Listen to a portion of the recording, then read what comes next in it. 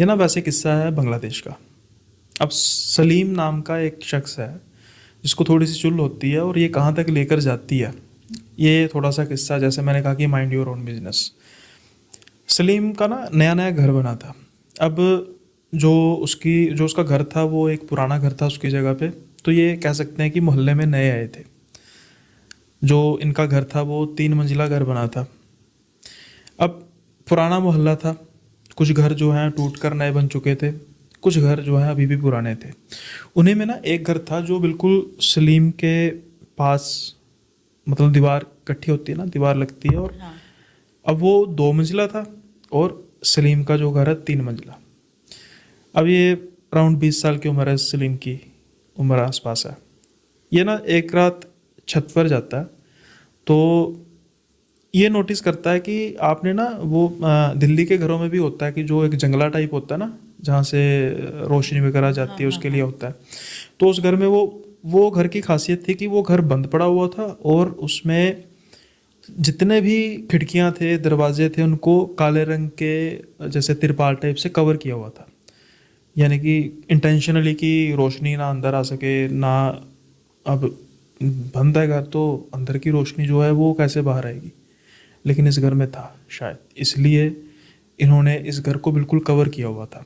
सो कहीं ना कहीं लूप होल रह जाता, और शायद ये इस चीज़ का लूप होल था कि जो वो जंगला है ना, सलीम नोटिस करता है कि भाई ये घर देखने में काफ़ी पुराना है, इतनी देर से बंद है, तो अंदर से रोशनी कहाँ से आ रही है।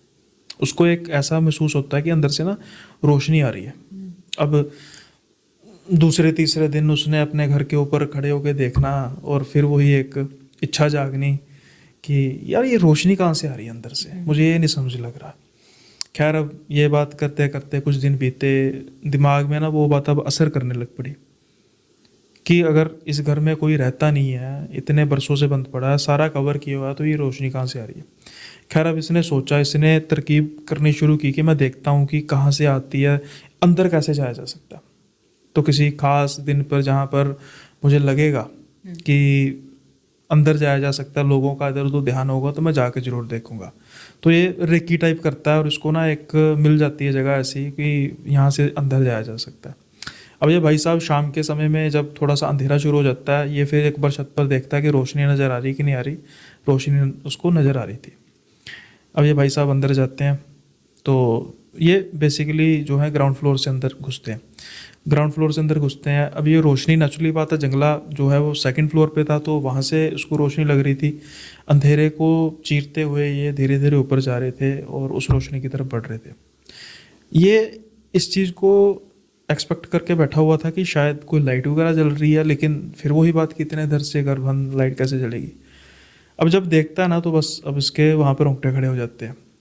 उसका कारण क्या है कि दिया जल रहा था। यूजुअल बात है, दिया जल रहा है, शायद कोई चुपके से आके जला जाता होगा। पंजाब में ना आमतौर पे घरों में ना लोग एक किसी कोने में दिया जलाते हैं। उसके 2 कारण होते हैं। ख़ास तौर पे जहाँ पर मैं रहता हूँ बटाला, उस बटाला की खासियत है कि तकरीबन कहा जाता है कि हर पुराने घर में कब्र है किसी की। वो किसी पर्सन की भी हो सकती है, किसी फ़कीर की भी हो सकती है। तो अब हर घर को खोदना तो वो नहीं है, मुश्किल है। तो एक जस्ट रिस्पेक्ट के तौर पर ना एक कोने में दिया जला देते हैं, उसको कहते हैं बाबे की जगह, मतलब बाबा जी की हाँ जगह हाँ, है ये ना। मैंने भी सुना हुआ हाँ, है। बाबा जी की जगह, तो उस पॉइंट में होता है। बट इसमें सबसे अनयूजुअल बात क्या थी कि जो दिया था वो हवा में झूल रहा था, विदाउट एनी स्पॉट। वो सो अब उसके हाथ पैर फूले कि भाई ये तो मैं कम से कम एक्सपेक्ट नहीं कर रहा था। हाँ। तो जितनी उसकी जो डिटेक्टिव था अंदर का, अब ऑन द स्पॉट मर गया। वो भागा, बाहर की तरफ भागा। लेकिन ज़िंदगी जो है अब उसकी बदलने वाली थी यहाँ से। पहले तो उसको खुद चाह थी कि वो इस घर में आए और चेक करे कि जो ये दिया है दरअसल, ये मतलब जो ये लाइट है दरअसल ये कैसे जल रही है। लेकिन अब क्या हो रहा था कि जैसे ही अंधेरा होता था तो वो ना चाहते हुए भी इस घर में जाता, काफ़ी देर बैठता और कोशिश करता रहता कि इस दिए को बुझाए। लेकिन एक इंटरनल फाइट चल रही थी। किस चीज़ की इंटरनल फाइट चल रही थी कि एक जो कहता है ना मन उसका होता है कि मैं इस दिए को बुझा दूं, दूसरी पॉइंट पे उसका मन ये होता है कि नहीं, मैंने अगर बुझा दिया तो कुछ अनर्थ ना हो जाए, है ना, कुछ बड़ा ना हो जाए, पता नहीं ये हवा में झूल रहा है तो ये जादुई चीज़ है, तो अगर मैं कर दूंगा, ये कशमकश में हर रोज़ ये जाता एक खास टाइम पर और उसके बाद फिर दोबारा वापस आ जाता, लेकिन एक दिन फिर वो अनर्थ हो गया। अब इसने दिया बुझा दिया, वहाँ पर ये काफ़ी गिल्टी में रहा, खैर घर वापस आ गया, लेकिन इसको हुआ कि मतलब इसको ये डर था कि कहीं मर ना जाऊँ मैं, है ना। ये रात सोता है, अब अगले दिन जब ये उठता है तो ये चीज़ें होनी शुरू हो जाती है। ये इसको जो खाने की भूख थी ना वो एकदम से बढ़ने लग पड़ी, बहुत ज़्यादा हाई लेवल की। एक दो दिन बीतते हैं, इसको महसूस होता है कि शायद मतलब एक कई बार हो जाता है कि हाँ यार कुछ ज़रूरत से ज़्यादा भूख लग गई है। अब क्या होता है कि एक दो दिन बीतते हैं, जब ये शीशे में अपने आप को देख रहा है तो इसको लग रहा है कि यार मेरी शक्ल में ना कुछ अजीब से तरीके के बदलाव आ रहे हैं, क्या कारण है, क्या दिक्कत है, शायद कुछ डॉक्टरी प्रॉब्लम है या फिर कोई वो ऐसे दिए वाली चक्कर तो नहीं है, मैंने उसको बुझा दिया और कुछ मैंने ट्रिगर कर दिया।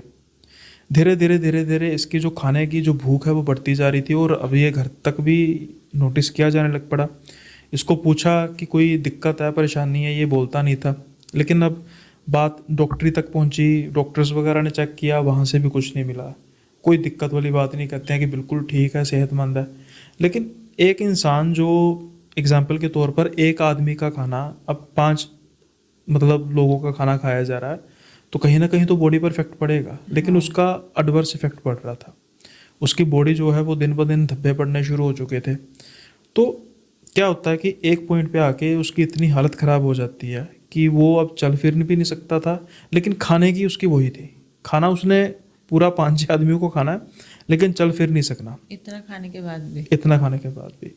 तो धीरे धीरे ना ये जो चीज़ है ये मोहल्ले में फैलनी शुरू होगी, हालांकि तब तक किसी को सच पता नहीं था कि ये गया है वहाँ अच्छा, पे। अभी तक किसी को नोटिस नहीं है कि इसने कुछ ऐसा किया हाँ है। बस यही है, इसी को भी पता था, है ना, जो दिया जल रहा था। अब उसकी क्या कहानी थी कि वो सिर्फ और सिर्फ कह सकते हैं कि शायद वही घर वालों को पता था, सलीम को, या खास तौर पर सलीम को ही पता था। उसका रीज़न ये है कि वो घर 2 मंजिला था, तो तब आसपास कोई घर था नहीं उससे ऊंचा, तो किसी को ये नहीं पता था कि इस घर में कोई एक रोशनी है। बाकी तो सारा घर जो है जैसे मैंने कहा रेड कलर के उस कारपेट से कवर हुआ था, तो सिर्फ इसी को पता था कि रोशनी जल रही है और रोशनी बुझी भी है, उसका भी इसी को पता लग गया। हाँ। अब जब ये सब कुछ हुआ तो एक पॉइंट पे आके मोहल्ले में धीरे धीरे बात फैलने लग पड़ी। जैसे मैंने कहा कि हाँ अभी एक लड़का है, उसका तो देखो जी दोनों दिन में ऐसा ऐसा हाल हो गया, ऐसा हाल हो गया, घर वाले परेशान हैं। यहाँ तक नौबत आ गई कि बस अब शायद दिनों की बात है कि कितने दिन का मेहमान है। आलिमों को भी दिखाया गया, मौलवियों को भी दिखाया गया, कोई भी हाथ डालने के लिए तैयार था नहीं उसको। लेकिन एक बार क्या होता है कि शाम का समय होता है और इनके घर का दरवाज़ा खटकता है और एक औरत, वृद्धा एक बूढ़ी औरत है, वो होती है सामने। वो कहती है कि मैंने सुना जी आपका बेटा ठीक नहीं है। वो कहते हैं हाँ कुछ समस्या है, लेकिन आप कौन? तो वो कहते हैं कि चलो मैं बता तो देती हूँ, लेकिन मैं क्या उससे मिल सकती हूँ? तो वो कहते हैं कि भाई स्ट्रेंजर है, बुजुर्ग है, मतलब चलो है तो बुजुर्ग लेकिन स्ट्रेंजर है, ऐसे कैसे घर में हम आने दे सकते हैं? तो वो कहते हैं कि जी आपकी मतलब बताइए तो सही कि आप हैं कौन है और आपको पता कैसे लगा? वो कहते हैं कि मैं बस एक बार ना आपके बेटे को देखना चाहती हूँ, हो सकता है कि आपके बेटे की जान बच जाए। अब ये काफ़ी जगह हाथ पैर मार चुके थे, तकरीबन तकरीबन सबने बता दिया था कि बचेगा नहीं, तो इनको था कि भी खोना तो है ही, या देखते हैं शायद कुछ पॉजिटिव हो जाए। जब ये औरत देखती है ना उसको, बेटे को, तो वो झट से कहती है कि अब आप दुआ कीजिए कि जिसको मैं बुलाऊंगी वो जिंदा हो। तो फिर मिस्ट्री थोड़ी सी होगी कि एक तो ये कहती है कि मेरी वजह से आपका बच्चा बच सकता है। अब ये मेरे बच्चे को देखकर कह रही है कि मैं दुआ करो कि जिसको मैं बुलाना चाहती हूँ वो जिंदा हो। तो ये क्या झोल झाल है? तो फिर अब ये सारी परतें जो हैं खुलनी शुरू होती हैं। पहले तो ये सारा बात की जाती है, वो पूछती है कि बेटा सच सच बताना, जो ये पास वाला घर है तो उस घर में गया था? अब वो भी अपने ज़िंदगी के आखिरी दिनों में था, मतलब ऐसे तो बच्चा ही था, 20 साल के आसपास का था, लेकिन अपनी शारीरिक हालत में वो ज़िंदगी के आखिरी दिनों में था, उसके पास सच बोलने के अलावा कुछ था नहीं। वो कहता हाँ मैं गया। तो वो कहते हैं कि कहीं दिया तो नहीं बुझा दिया? तो वो कहता है हाँ बुझा दिया। अब उसके पेरेंट्स पास में बैठे हैं, वो कहते हैं कि ये क्या चल रहा है, क्या बातें चल रही हैं, हमें भी तो बताओ। वो जो बूढ़ी औरत है ना, वो कहती है कि बहन जी ये दरअसल जो घर है ना, ये हमारा घर था किसी ज़माने में, और आपने नोटिस किया कि जो ये सारा हमने कवर किया है, ये हमने किया कवर ताकि गलती से भी रोशनी बाहर ना जाए। तो वो पूछते हैं कि रोशनी होगी तो बाहर जाएगी, अगर आप इस घर में रह नहीं रहे तो रोशनी किस चीज़ की होगी? वो कहती है दिए की। वो कहते हैं दिए की तो बात बताओ, अब कम से कम दिए का क्या चक्कर है? तो फिर किस्सा शुरू होता है कि दरअसल अब इस दिए का सारा राज क्या था। वो जो बूढ़ी औरत है ना, वो कहती हैं कि हम जब इस घर में आए तब तो बात है जब ये घर बहुत पुराना नहीं था, क्योंकि अब वो खुद बूढ़ी हो चुकी हैं, और तब मतलब ये जवान थी, आज से कुछ कम से कम नहीं तो 30-35 साल के आसपास की बात तो है, पुरानी बात है। कहते बड़ी मुश्किल से हमने ये घर लिया। जो मेरे पति हैं वो एक सरकारी एम्प्लॉई थे, लेकिन उतनी तनख्वाह नहीं थी। बड़ी मुश्किल से, मैं इस बात को इसलिए दोहरा रहा हूँ क्योंकि हम कहते हैं ना कि यार कुछ घर में प्रॉब्लम है छोड़ क्यों नहीं देते, लेकिन जो बड़ी मुश्किल से लेता है उनसे पूछो कि कैसे छोड़ा जाता है मकान या कैसे लिया जाता है। अब जब ये मकान में शिफ्ट होते हैं तो पहले तो बिल्कुल ठीक ठाक रहता है, कोई दिक्कत वाली बात नहीं होती, लेकिन धीरे धीरे ना ये सोचते हैं कि हमारा जो खर्चा है ना वो बढ़ता जा रहा है। अब बढ़ता किस चीज़ के लिए जा रहा है कि पहले रेंट पे रहते थे, एग्जाम्पल के तौर पे, कि पहले अगर इनके हस्बैंड की 10,000 रुपये तनख्वाह थी जिसमें 2,000 रुपये रेंट जाता था, 8,000 बचता था। अब रेंट का 2,000 जो है वो बचाने के बावजूद भी खर्चा बढ़ता जा रहा।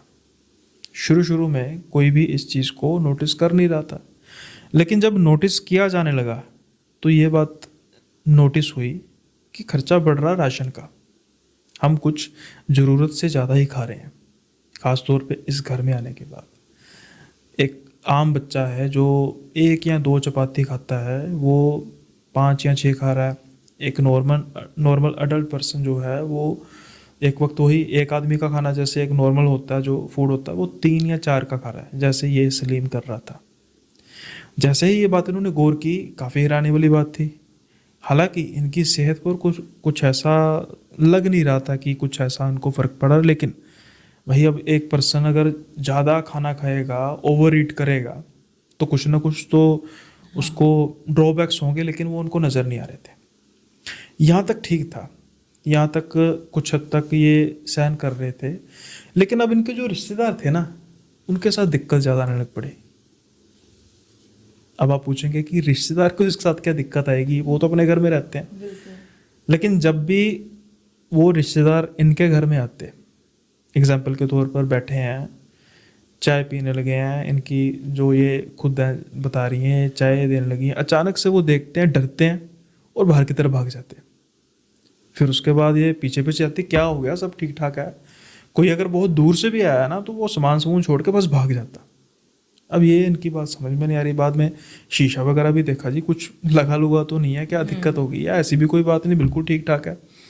अब जब वो भाग जाते उनसे बाद में फ़ोन के ज़रिए, या फिर उस समय इतने कम्युनिकेशन तो था नहीं, जैसे भी करके वो कहते हैं नहीं नहीं बस हम आपके पास नहीं आएंगे। तो कारण तो बता, कहते हैं आपकी शक्ल जो है बड़ी डरावनी। अब मुँह पे बेइज्जती कि चलो जैसी भी होगी, या एटलीस्ट पहले भी तो मिलते ही है ना, कुछ भी है तो ये कैसे हो सकता है। वो पूछने की कोशिश कर रहे हैं, आप साफ तौर पर बताइए कि आप कहना क्या चाह रहे हैं। वो कहते हैं कि जब आप चाय मतलब दे रही हैं, या कोई किसी कह रहा है कि जब खाने के लिए बैठे हैं, या जो कोई कह रहा है कि जब आप हम रेस्ट करने लगे हैं, आप दरवाजे की तरफ गए हैं, अचानक आपका जो रूप है ना एक ऐसे मतलब अगर कोई मर्द है तो उसका एक प्रेत जैसे रूप बन जाना, अचानक से देखते देखते, अगर औरत है तो एक चुड़ैल जैसा रूप बन जाना। तो जब जैसे ही वो रूप देखते हैं तो उनको अजीब से तरीके की जो फ्रस्ट्रेशन, अजीब से तरीके की सफोकेशन होने लग पड़ती है, और बस एक ही दिमाग में ख्याल आता है कि जल्दी से इस घर से भागो। अब ये बात जब सुनते हैं तो इनको बड़ी अजीब लगती है कि यार ये कैसे हो सकता है कि हमारे मतलब चेहरे में कुछ ऐसी चीज़ नज़र आ रही है।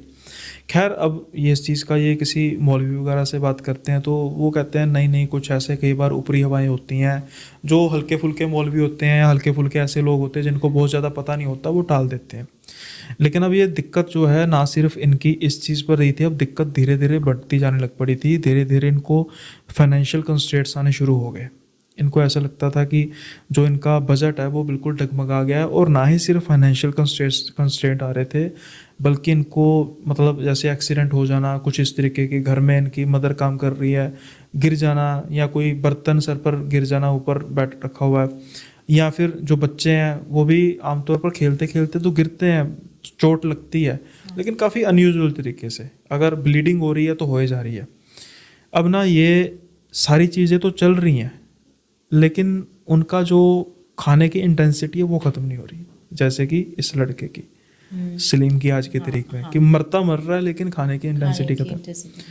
फिर इनको मिलते हैं एक बड़े काबिल इंसान, शायद किसी के रेफरेंस से। जब वो घर में आते हैं ना, तो वो आके सब कुछ जांच परख करते हैं, वो कुछ नहीं बोलते, चले जाते हैं।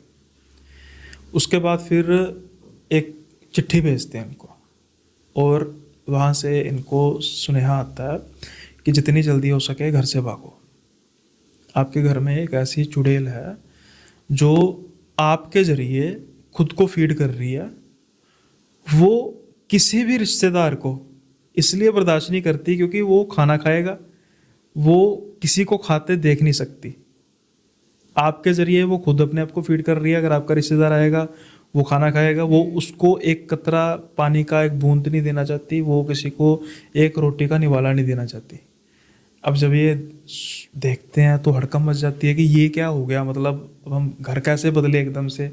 अब ये मौलवी जी के पास जाते हैं, उनको सारी बात बताते हैं, जी हमने तो बड़ी मुश्किल से लिया। वो कहते हैं जान से बढ़कर थोड़ा कुछ होता है, लेकिन इनकी जान इतनी जल्दी छूटने नहीं वाली थी, क्योंकि जब ये सारी इनको मतलब की जाती है, बात बताई जाती है, तैयार तो हो गए थे, लेकिन अब जब ये घर छोड़ने की बात करते हैं ना, तो कोई ना कोई एक बड़ा हादसा हो जाता, कि जैसे मेजर एक्सीडेंट हो गया, महीनों के लिए बेड पर पड़ गए। अब एक इंसान का एक्सीडेंट हो गया, महीनों के लिए बेड पर पड़ गया है, तो वो अब घर कैसे छोड़ेगा।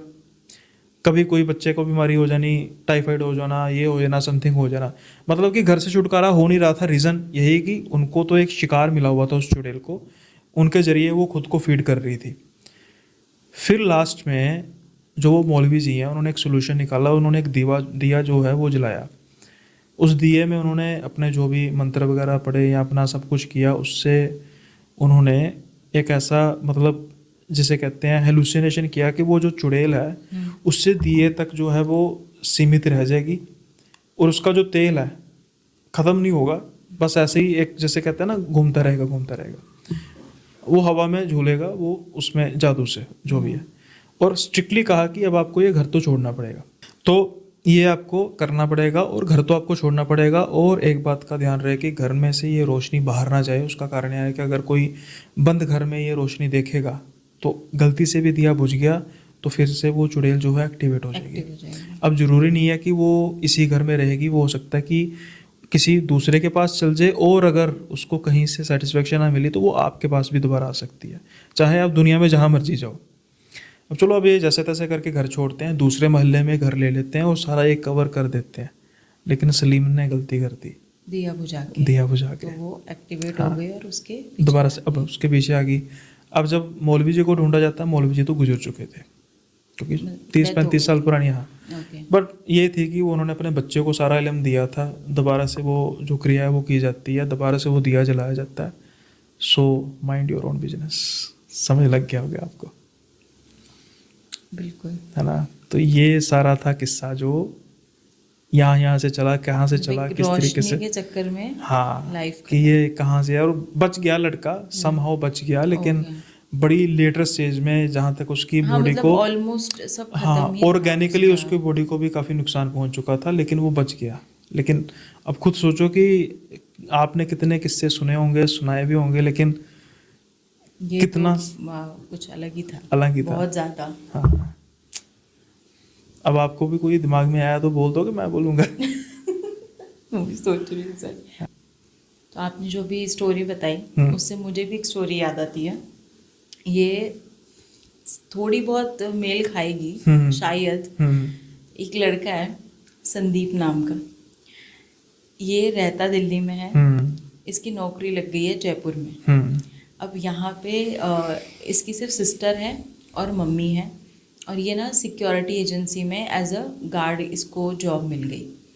तो इसको बस ये था, जल्दबाजी थी बहुत ज़्यादा, कि जितनी जल्दी हो सके मुझे बस घर चाहिए ताकि मैं अपनी मॉम को और सिस्टर को यहाँ पर बुला सकूँ।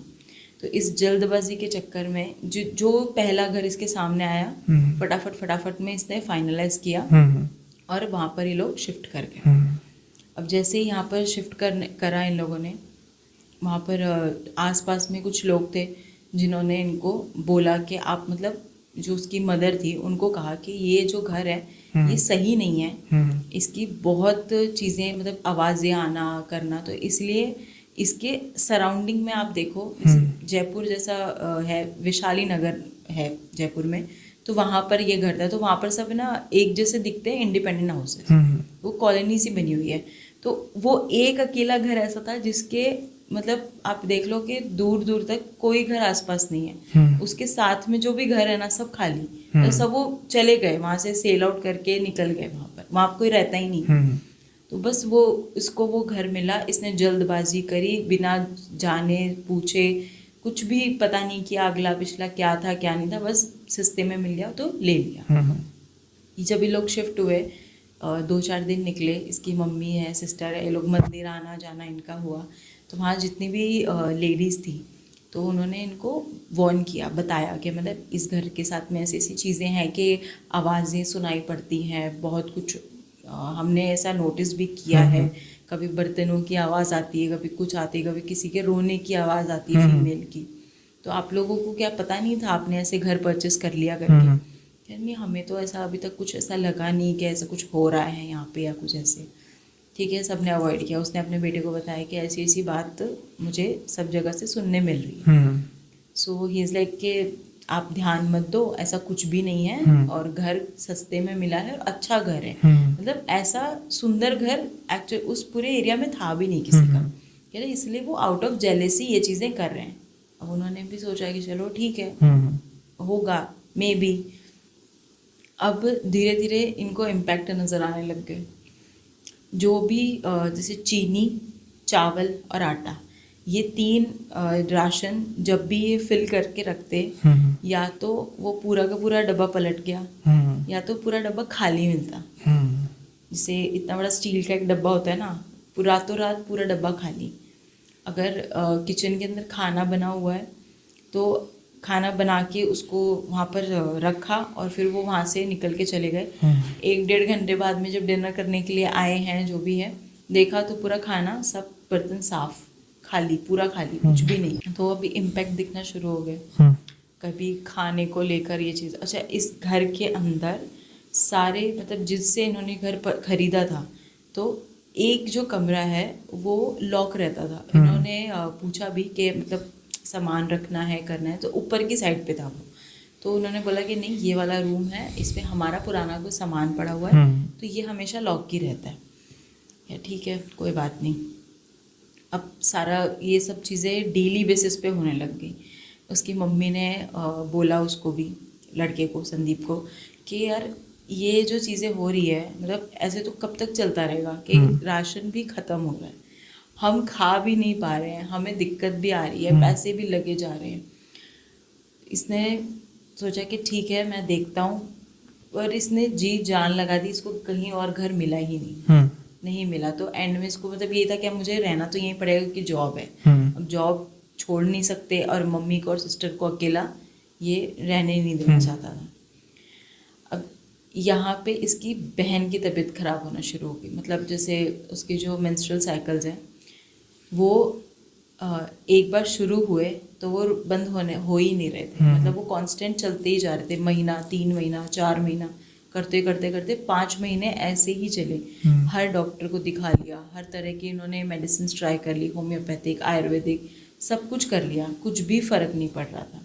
और दिन पर दिन उसको, और एक चीज़ थी कि उसको ना फीवर हमेशा चढ़ा रहता था, और वो खाली विंडो की तरफ फेस करके, जो घर है, घर की जो खिड़की है, वहाँ पर एक जगह बैठी रहती, पूरा पूरा दिन, फुल नाइट, वो सोती भी नहीं थी। वो खाली ऐसे विंडो की साइड ना ऐसे फेस करके हंसती रहती थी और बैठी रहती या फिर ऐसे ना झूलती रहती थी, हिलती रहती थी बार बार में। तो ये सारी चीज़ें होने लग गई। संदीप की हेल्थ भी इसमें इम्पैक्ट होने लग गई, उसको भी हेलुसिनेशंस होना स्टार्ट हो गए, उसको बार बार आवाज़ें सुनाई देती थी, स्क्रैचिंग की आवाज़ आ रही है, कभी उसको किसी फीमेल की वॉइस आ रही है कि हेल्प के लिए चिल्ला रही है, तो उस तरह की आवाज़ें आ रही हैं। कभी उसको बच्चों की रोने की आवाज़ आ रही है कि वो बच्चे हेल्प के लिए चीख रहे हैं, चिल्ला रहे हैं।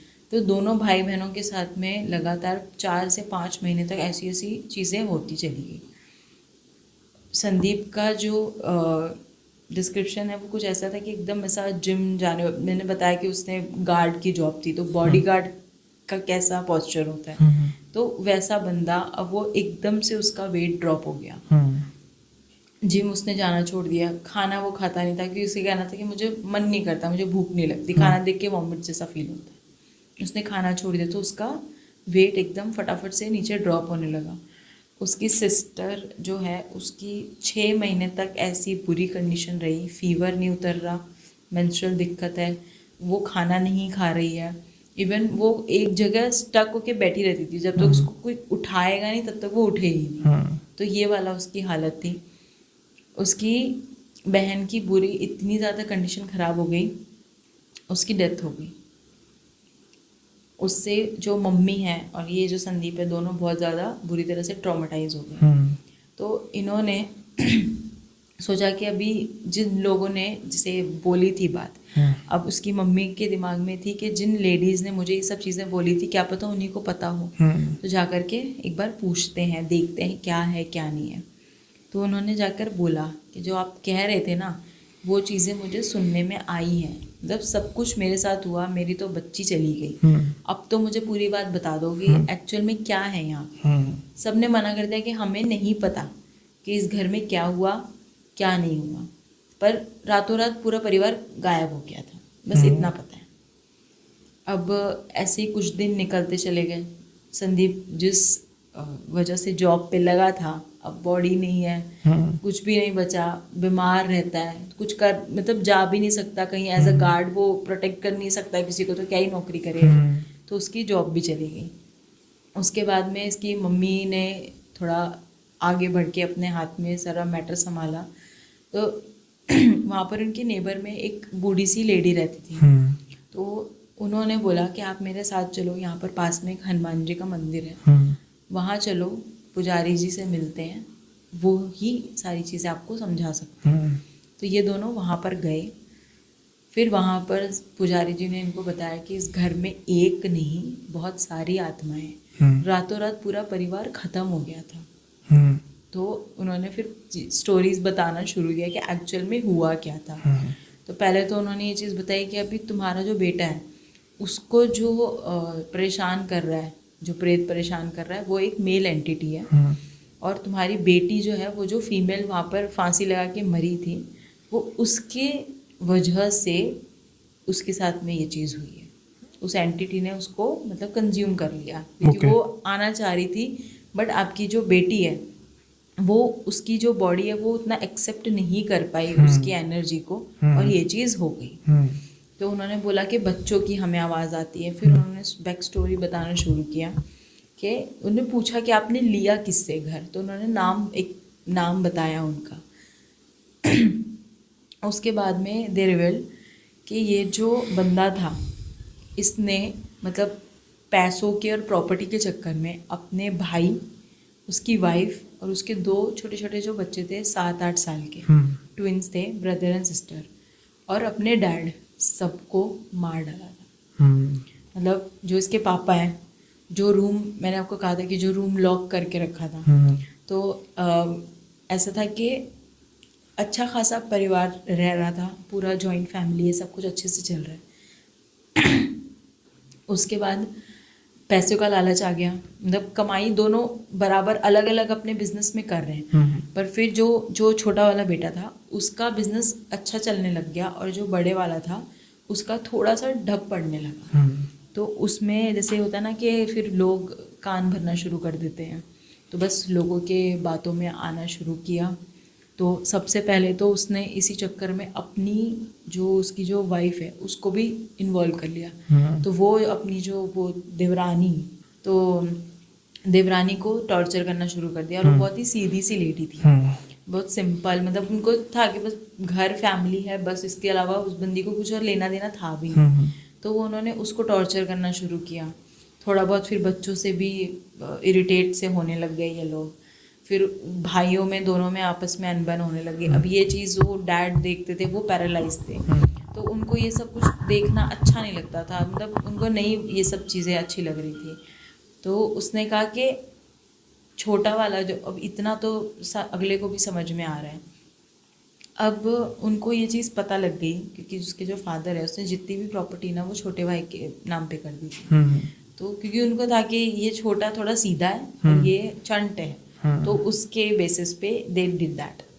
अब ये चीज़ उनके जो बड़े ब्रदर है उसको पता लगी, तो उसने सबसे पहले तो दम घोट के अपने फादर को मार दिया और ये बोल दिया कि मतलब इनकी कंडीशन ज़्यादा ख़राब हो गई थी तो ख़त्म हो। अब ये चीज़ ना उस लेडी ने देख ली थी, जो देवरानी है ना, उसने रात को देख लिया था कि इन्होंने ही ये चीज़ की है। उसने जाके अपने हस्बैंड को सारी बात बता दी। इनको ये चीज़ का पता लगा और जो रूम लॉक था उसी रूम के अंदर उसके फादर को मारा था, क्योंकि वो उनके डैड का रूम था, वो हमेशा उसी रूम में रहा करते थे। तो उसको उसने वहाँ मारा। अब ये बात उसने आपस में दोनों हस्बैंड वाइफ उसी रूम में बैठकर कर रहे थे, because they were missing the father. So वहाँ जब पता लग गया कि हाँ इसको अभी बात का पता चल चुका है, तो ये पुलिस केस का बोल रहे थे कि हम फिर पुलिस में जाएंगे, केस करेंगे, कुछ ना कुछ तो करना ही पड़ेगा। वहाँ पे जो फीमेल है उसको फांसी लगा के ख़त्म कर दिया गया ज़बरदस्ती। दोनों हस्बैंड वाइफ और इनके साथ में और भी इन्होंने ऐड कर लिए थे 2-3 ऐसे वो होते हैं ना गुंडे टाइप जो मवाली, तो वो ऐड करके उनको पैसे वैसे खिला के इनकी हेल्प से ये चीज़ की। दम घोट के दोनों बच्चों को मार डाला और उस अपने भाई को भी मार दिया। और फिर उस रूम में मतलब बॉडी को पूरा कर दिया इन लोगों ने सेट, रातों रात सब कुछ ख़त्म कर दिया, वहाँ से सब कुछ गायब और ताला लगा के चले गए वहाँ से। और किसी को खबर तक नहीं पड़ने दी कि कहाँ क्या हुआ, कैसे हुआ, और ऐसे अफवाह फैला दी कि मतलब जो छोटा वाला भाई था उसने ऐसे उल्टे सीधे काम करे और रातों रात पूरे परिवार के साथ गायब हो गए। और इवन खुद के भी मरने की वो करने लगे कि जिससे मेरी वाइफ ख़त्म हो गई, जबकि उनकी वाइफ जिंदा थी। वो कहीं पहले उन्होंने कर ली, हाँ, रिलोकेट कर ली थी, भेज दी थी उसको। हाँ। और खुद ऐसे प्रिटेंड करके रहने लगा जैसे मैं अकेला रह रहा हूँ, मैं बेचारा हूँ, मैं पीड़ित हूँ, उस टाइप से। इसलिए सस्ते में जो मिल रहा है उसको घर चिपका दो। तो वो चीज़ हुई। तो जब ये चीज़ें उनको पता लगी कि ऐसा ऐसा है कि इसी वजह से तेरे बेटे के साथ में भी ये सब चीज़ें हो रही हैं, क्योंकि अब वो सारी तुमने घर खोला, तुमने वहाँ रहना शुरू किया और अब वो एक एक्टिव हो गई। तुमने उस कमरे को भी खोल दिया। अब उस कमरे के अंदर उनको एक छड़ी और एक चश्मा मिला और एक दिया जल रहा था वहाँ बस। और उसकी उस लेडी ने बताया मम्मी ने कि वो दिया हमेशा जलता ही रहता है वहाँ पे, क्योंकि जब मैंने ताला तोड़ा था कि वो उस दिन वहाँ पे देखा था मैंने, और मैं एक बार भी उस कमरे के अंदर दोबारा नहीं गई क्योंकि बड़ा अजीब फील होता है वहाँ। छड़ी है, एक चश्मा है और एक दिया जलता रहता है वहाँ। कि कौन जला के गया, कैसे था, नहीं था, कुछ नहीं पता, बस वो रहता है। बट थैंकफुली जो पंडित थे उन्होंने उसे 2-3 कुछ चीज़ों के बारे में बताया और कहा कि आप यहाँ जाइए। उसको फिर मेहंदीपुर बालाजी लेकर गए, वहाँ उसका पूरा प्रॉपर इलाज किया, सब उतारा हुआ, उसका एक्सोर्सिज्म अच्छे से किया। फिर उन्होंने फाइनली उस घर को खाली किया और पुजारी ने उनको ये भी कहा था कि इस घर से जो सामान लेकर आए हो ना यहीं छोड़ दो, इस घर से लेकर कुछ भी मत जाना, वरना फिर वो चीज़ तुम्हारे साथ साथ चलेगी। तो उन्होंने फिर फाइनली मतलब सारा सामान सहित एज इट इज़ छोड़ के खाली हाथ माँ बेटे दोनों निकल गए, सिर्फ जान बचा के। हाँ, बेटी की किस्मत इतनी अच्छी थी नहीं, वो नहीं बच सकी। वैसे इसमें जैसे आप बोल रही ना, ऐसे एक मुझे किस्सा याद आया। जैसे ये भाइयों का टसल है ना, तो ये सुधांशु हैं, सुधांशु की ना अब अपने जो इनका फ्रेंड है सुधांशु का, रोहित, ये उसके पास गए थे ग्रुप स्टडी करने के लिए कि भाई मैं एग्ज़ाम्स आ रहे हैं, ग्रुप स्टडी करने जाते हैं, चलो रात को ही ग्रुप स्टडी करते हैं, लेकिन जो सुबह होती है ना, एक बड़ी बुरी खबर से इनको रूबरू होना पड़ता है। जो रोहित को फ़ोन आता है कि उनके मामा जी एक्सपायर हो गए। अब ये गेस्ट आए थे, तो ये कहते हैं भाई मैं भी साथ में चलता हूँ, ठीक है, दूसरे शहर में थे। तो जब ये जाते हैं तो ये ना एक चीज़ नोटिस कर रहे होते हैं कि अब कोई रिश्तेदार जो है, जैसे मामा जी की डेथ हुई है, तो इनकी जो मदर है रोहित की, उनका तो चलो ग्रीफ है, दुख है, रो रही हैं, ठीक है, नज़र आ रहा है। लेकिन ये नोटिस कर रहे हैं कि जो उनके ख़ास तौर पर जो वाइफ हैं, उनको कोई दुख नहीं है। एक होता है ना जस्ट बस खामोशी तो है कि कुछ बुरा हुआ है, यानी कि डेथ हो चुकी है, लेकिन एक दुख होता है जो चेहरे पर नज़र नहीं आता। हाँ, वाइफ को हाँ, अफसोस नज़र आ रहा है, दुख नज़र नहीं आ रहा। दुख का मतलब कि इंसान रोता नज़र नहीं आ रहा, हालांकि वो समझते हैं कि यार कई एक्सप्रेस नहीं कर पाते, है ना, कईयों का ऐसे होता है। हाँ, होता है ऐसा सिचुएशन कि रोना निकलता नहीं है। नहीं निकलता। अब वो जब उसके बाद उनको पता लगता है कि जैसे उनके जो बच्चे हैं, बच्चों का कि हाँ ये उनका बेटी है, ये उनके बेटा है, 3 बच्चे थे उनके, 2 बेटे 1 बेटी, तो वो भी देखते हैं उनके भी ऐसे ही कि चेहरे पे अफसोस तो है लेकिन दुख नहीं है किसी तरीके का। ये इनको बड़ी अजीब बात लगती है। खैर अब ये संस्कार वगैरह हो जाता है, पूछते, उस समय माहौल नहीं था पूछने का। वापस आते हैं, ये कहते हैं फिर भाई अब मैं चलता हूँ, वो आपके घर में, कहते चलो यार वो तो मामा जी के घर में हुआ था। ये भी नोटिस करते हैं कि इनको भी कोई बहुत ज़्यादा दुख वाला सिस्टम नहीं लग रहा, ठीक है, बस एक उस चीज़ का है कि यार घर में ट्रेजेडी हुई है और ठीक है। फिर ये पूछ ही लेते हैं कि भाई अगर तुझे बुरा ना लगे तो एक चीज़ पूछूं। कहता हाँ भाई पूछो। कहते यार मैं कुछ नोटिस कर रहा था कि तेरे मामा जी की डेथ हुई है, तो उनके फैमिली जो है, और मतलब मुझे लग रहा है कि कुछ ऐसा कोई था कुछ, यानी कि दिक्कत वगैरह, जैसे होता है ना कि कई बार कोई ऐसा रोग होता है जब इंसान बड़ी देर से भुगत रहा होता है। हाँ। तो पता होता है यार आज नहीं तो कल तो जाना ही है। तो कहते नहीं ऐसा नहीं है, ऐसा है भी है, लेकिन इस चीज़ की वजह ये नहीं है कि वो बड़ी देर से बीमार थे, या यूँ कहें कि ऑलमोस्ट पागलपन के दौर तक आ चुके थे। लेकिन अब यार जो कर्म होते हैं इंसान, वो अब जैसा कर्म जिसने किया है तो उसको फिर फल तो मिलता ही है। अब ये जो बातें ट्रिगर करती है सुधांशु को, वो कहता है कि मैं समझा नहीं यार, या चल मैं मान लेता हूँ कि हो सकता है कि ठीक है, मतलब कुछ होंगे, अब मैं उसमें ज़्यादा डिटेलिंग में जाता नहीं हूँ, आपके पर्सनल मैटर है, लेकिन फिर भी मतलब इंसान को होता तो है ना दुख। कहता नहीं यार, कई बार कुछ ज़्यादा ही हो जाता है, जब हमें एक ना अटैचमेंट ही ख़त्म हो जाती है। क्योंकि मेरे मामा जी ने जिनके साथ कुछ बुरा किया वो भी मेरे मामा जी थे, यानी कि मेरे बड़े मामा जी थे। तो अब उन्होंने जो भुगता इतना कुछ होते हुए भी, तो उनके जो मेन कारण ये छोटे मामा जी थे, तो उसकी वजह से जो सारे परिवार ने भुगता, तो एक लेवल पर आकर हमारी एक तरह की जो अटैचमेंट है वो उतनी रही नहीं। तो सुधांशु अब इतना पूछने की क्यूरियोसिटी तो होती है, लेकिन वो अभी डर से पूछ नहीं रहे थे कि यार मैं पर्सनल मैटर क्या करूं। लेकिन रोहित अब खुद ही बताता है। रोहित कहता है कि देखो जो मेरे ये मामा जी है ना, ये पंडित थे काफ़ी आला दर्जे के, लेकिन ये आला दर्जे के बने नहीं, एक ज़बरदस्ती बनाए गए। वो कैसे कि जो इनके बड़े भाई यानी बड़े मामा जी, वो भी पंडित ही थे, लेकिन वो सच में बड़े आला दर्जे के पंडित थे। बड़ी दूर दूर से दुनिया उनके पास आती थी, ये भी पंडिताई करते थे, वो भी पंडिताई करते थे, दोनों का अपना अलग अलग था।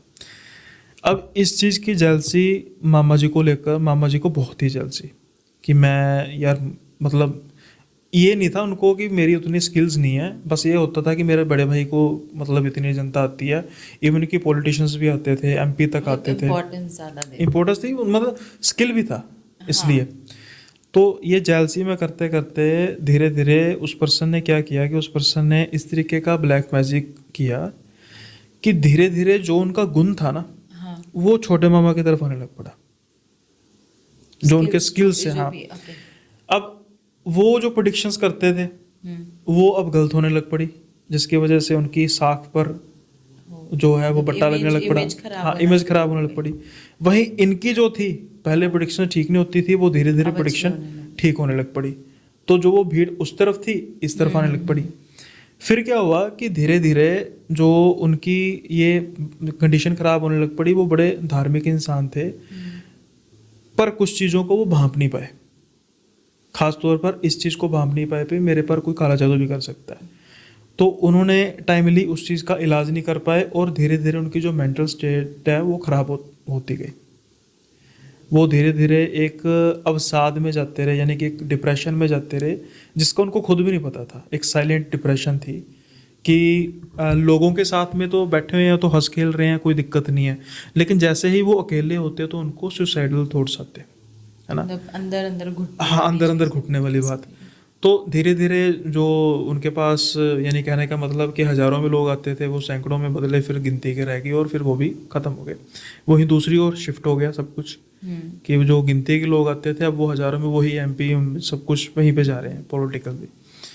धीरे धीरे उनकी जो मेंटल स्टेट है वो अब ख़राब होनी शुरू होगी और आखिर में वो पागलपन के दौरे उनको पड़ने शुरू हुए और उनकी डेथ होगी।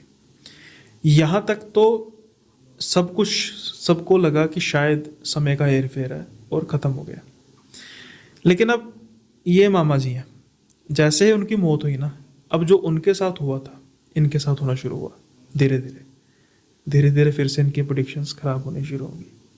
फिर उसके बाद धीरे धीरे लोग कम होने शुरू हो गए, धीरे धीरे इनको पागलपन के दौरे होने शुरू हो गए। लेकिन उससे पहले इन्होंने अपनी वाइफ को रिवील कर दिया कि मैंने ये गलती कर दी बहुत बड़ी, जो मुझे नहीं करनी चाहिए थी।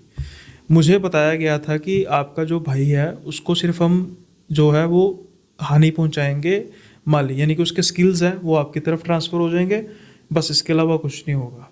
लेकिन मुझे ये नहीं पता था कि बात यहाँ तक जा सकती है, क्योंकि जिस भी मौलवी ने, उसने किसी मौलवी की सहायता ली थी, जिन छोड़ा था ना, वो इतना खतरनाक था कि उसने वहाँ पर तो सफाया कर दिया, वो उसकी भूख खत्म नहीं, वो इस तरफ आ गया। लेकिन अपने जहाँ तक उसके बचे कुचे जो होशोवाज थे ना, उस होशोवाज में उसने अपनी वाइफ को बता दिया। और वो उसकी वाइफ ऐसी नहीं थी कि मतलब ढकने वाली, उसने सारी फैमिली को बता दिया कि इस आदमी ने ये हरकत की है। अब उसकी वजह से उसने कहा था कि भाई मेरा तेरे साथ रिश्ता ख़त्म है, कि इतनी घिनौनी हरकत तो कर सकता है। लेकिन अब एक रिश्ता तो है ना, हाँ। जितनी देर तक वो जिए उतनी देर तक उसने सेवा वगैरह की। उसको कहते हैं कि उनके मामा को कमरे में बंद कर दिया गया था और वो चीखें ऊँची ऊँची मारते थे, जैसे कि कोई उनकी पिटाई करता है, मतलब रात को इस तरीके से। और जब सुबह मतलब उनको खाना वगैरह दिया जाता तो सारे मतलब शरीर पर नील पड़े होते। तो एक किस्म से उस बेचारे की शारीरिक तौर पर मुक्ति होगी। तो ये कहते हैं कि ये कारण है कि हमारे फैमिली में अब इस चीज़ को लेकर इतना था ही नहीं, क्योंकि हमारे बड़े मामा जी की जब मौत हुई तब तो जो आंसू जितने बहाने थे हमने बहा लिए, क्योंकि जब हमें पता लगा कि ये सब कुछ किया कराया इनका, तो फिर अब कुछ रह ही नहीं गया था इस चीज़ को। तो जब आपने बात की ना कि ऐसे भाई ने किया था, तो मुझे ये रिसेंबल लगा। आई होप यही एक मकसद है कि इस तरीके से हम डिस्कशन करें एक पॉडकास्ट कम से कम महीने में, कि थोड़ा सा एलिमेंट चेंज करें यार, ये होस्ट और जो एक उसका पैटर्न तोड़कर एक किया करें। और उम्मीद है कि आगे ये दौर चलता रहेगा। कृषा भी इन्वॉल्व हुआ करेगी इस चीज़ में, साथ दिया करेगी। और भी अपने भाई लोग हैं जो कैमरे में अभी नज़र नहीं आ रहे, वो भी साथ दिया करेंगे। तो आज का ख़त्म कर लेते हैं, सेशन यहीं पर है ना। तो देखते हैं क्या रिस्पॉन्स आता है, नहीं भी आएगा फिर भी क्या करना है, हमें तो मज़ा आ रहा है। सो चैनल को सब्सक्राइब जरूर कर देना। अगर आपको वीडियो पसंद आए तो लाइक कर देना, साथ के साथ शेयर कर देना। कमेंट में ज़रूर बताना कि फीडबैक कैसा था। आज का जो सेशन है यहीं पे समाप्त करते हैं, जल्दी मिलेंगे अगले सेशन में। तब तक के लिए बाय बाय, अपना ख्याल रखिएगा।